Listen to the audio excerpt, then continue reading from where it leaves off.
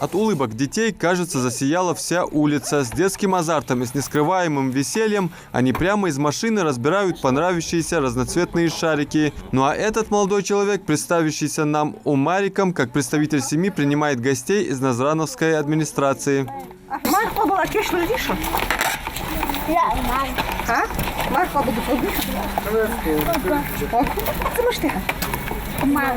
Марку, а тебя как зовут?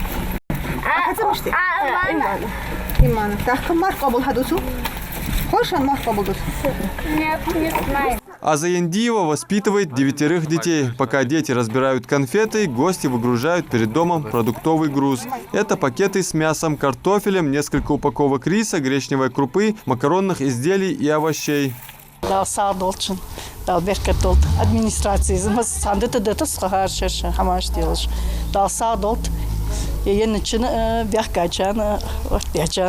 С продуктовым набором и сладкими подарками для детей представители администрации Назрани направляются к Цичоевым. Люба воспитывает внуков, оставшихся без родителей. Разноцветные шары визитеры прячут подальше, как узнают, что дети у родственников на похоронах. Бабушка благодарит гостей за их внимание к сиротам.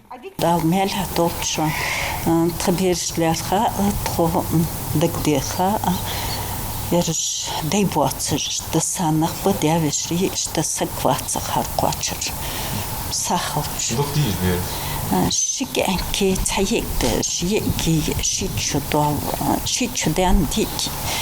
Койдалцын, а вот кенки цайчудан, это ичудан. Да, нане, даван царь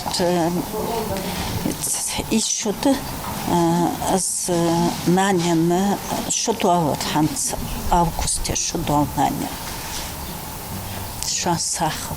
Благотворителей встречает семья Булгучевых, где 5 детей-сирот. Родителей не стало несколько лет назад. Опекунство на себя взяли ближайшие родственники. Дети говорить с незнакомцами стесняются, а самым отважным оказался младший из них – Хузейфа. Ты уроки делаешь?